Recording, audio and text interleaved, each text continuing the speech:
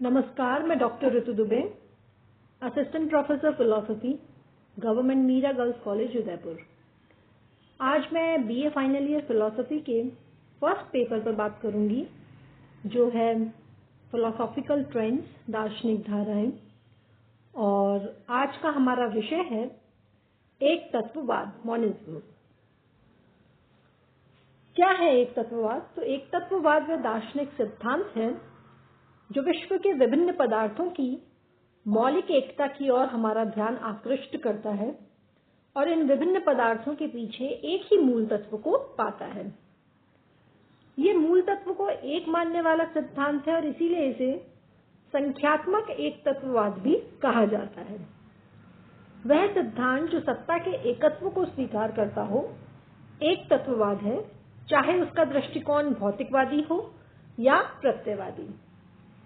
इस एक तत्व पर विभिन्न एक तत्ववादियों ने विभिन्न गुण आरोपित किए हैं।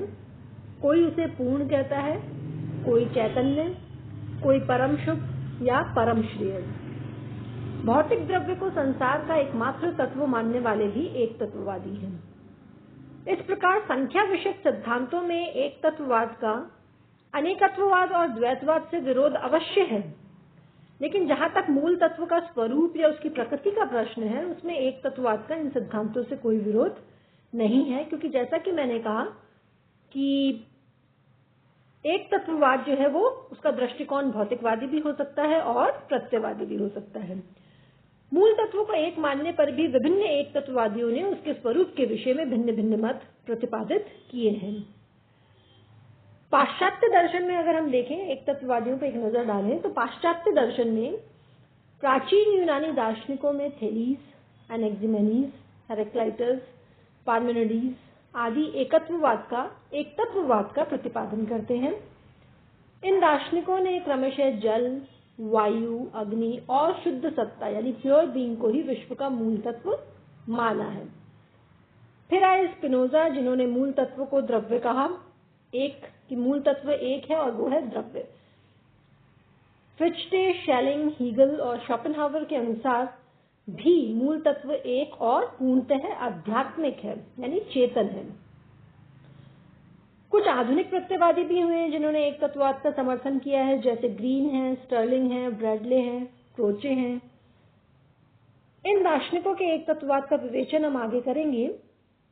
और आज के जो भौतिक विज्ञान है उसका झुकाव भी एक तत्ववाद की ओर ही अधिक दिखाई देता है। भारतीय दर्शन में अगर हम देखें, तो भारतीय दर्शन में इस एक तत्ववाद के जो बीज हैं वो हमें ऋग्वेद में उपलब्ध होते हैं। ऋग्वेद के नासदीय सूक्त और पुरुष सूक्त में हम विश्व की एकता की भावना स्पष्ट रूप में व्यक्त होते हुए पाते हैं। मानवीय इतिहास में शायद यही एक तत्ववाद की प्रथम अनुभूति है। वैदिक एक तत्ववाद के विषय में कुछ एक का यह भी कहना है कि भारत के विचारक दार्शनिक मार्ग से विश्व की एकता के सिद्धांत पर पहुंचे हैं। जैसे कि मैक्स मूलर कहते हैं कि ऋग्वेद के मंत्रों के संग्रह के पूर्व ही आर्यों की यह धारणा बन चुकी थी कि विश्व ब्रह्मांड में एक ही मूल तत्व है। ये जो वैदिक एक तत्ववाद है, ये उपनिषदों में और भी स्पष्ट रूप से पल्लवित हुआ। इन्हीं उपनिषदों के आधार पर आगे चलकर शंकराचार्य ने अद्वैतवाद का विकास किया, जो कि एक तत्ववाद का ही एक रूप है। बौद्ध विज्ञानवादियों का जो आलय विज्ञान है और शून्यवादियों का जो शून्य है, वो भी एक प्रकार का अद्वैत तत्व ही है। आधुनिक चिंतकों में अगर हम देखें तो रामतीर्थ, विवेकानंद, अरविंद, रविंद्रनाथ टैगोर, राधा कृष्णन आदि इसी अद्वैतवादी विचारधारा के अंतर्गत आते हैं। तो ये तो हुए कुछ प्रमुख एक तत्ववादियों की बात। अब हम देखते हैं कि एक तत्ववाद की समर्थक युक्तियां क्या हैं, यानी कि एक तत्ववाद को सिद्ध करने के लिए एक तत्ववादियों ने कौन कौन सी युक्तियों का या तर्कों का प्रयोग किया है। जैसे पहली जो युक्ति है वो तो ये दी जाती है कि तार्किक दृष्टि से संसार की असंख्य वस्तुओं का स्वतंत्र अस्तित्व स्वीकार करना असंगत या अनुचित मालूम होता है और मनुष्य जो है वो बाहुल्य के पीछे यानी बहुलता के पीछे, विविधता के पीछे एकत्व को देखता है। तो यानी कि एक तत्ववाद को सिद्ध जो किया है, एक तो तार्किक आधार पर किया है कि तार्किक आधार पर असंख्य वस्तुओं का स्वतंत्र अस्तित्व स्वीकार नहीं किया जा सकता। दूसरी बात कि मानव मन का ये प्राकृतिक स्वभाव है, गुण है कि वो केवल विविधता से या बहुलता से संतुष्ट नहीं होता।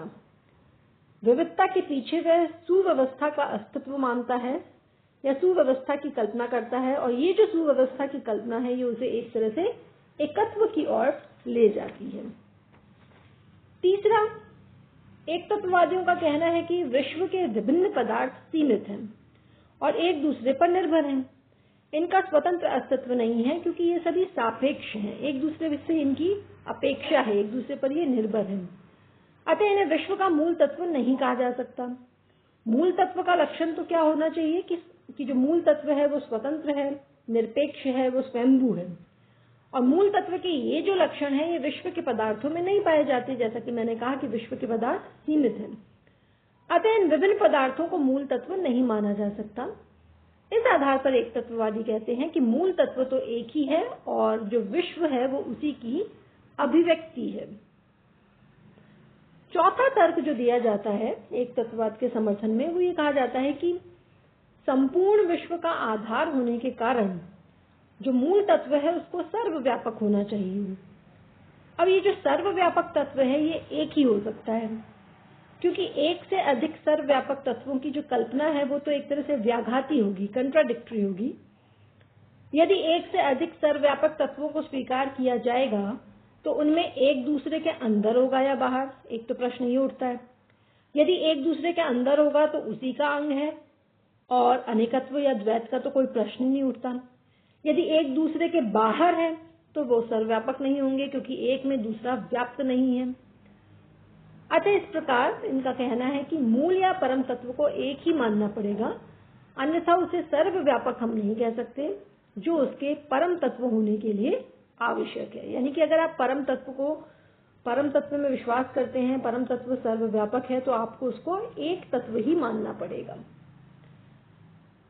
अच्छा, ये ठीक है कि एकत्ववादियों का ये भी कहना है कि ये सत्य है कि विश्व में हमें अनेक स्वतंत्र पदार्थ दृष्टिगोचर होते हैं, लेकिन उनमें परस्पर कोई आंतरिक संबंध नहीं है।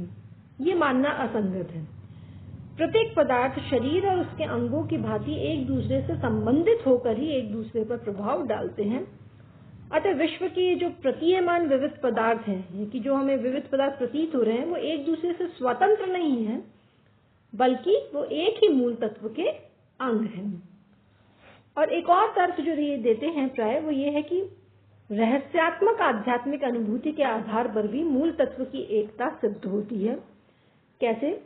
इनका मानना है कि रहस्यवादी दार्शनिकों के अनुसार तत्व का ज्ञान अपरोक्ष आध्यात्मिक अनुभूति में होता है। अपरोक्ष यानी प्रत्यक्ष, एक डायरेक्ट आपको जो स्पिरिचुअल जो फीलिंग होती है, आपकी अपरोक्ष आध्यात्मिक अनुभूति होती है, उससे आपको तत्व का ज्ञान होता है। और ये जो अपरोक्ष अनुभूति है ये तो केवल एक तत्व की सूचना देती है। आध्यात्मिक साधना के द्वारा इस प्रकार की अनुभूति कोई भी प्राप्त करके इसकी यथार्थता की परीक्षा कर सकता है। इसमें कोई डाउट ही नहीं है कि अगर आप रहस्यात्मक अनुभूति करेंगे तो आपको एक तत्व की ही प्राप्ति होगी।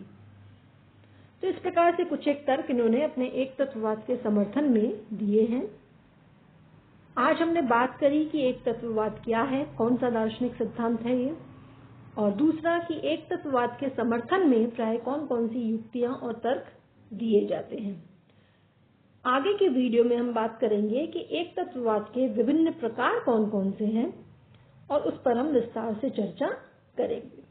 आज के लिए इतना ही काफी है। धन्यवाद।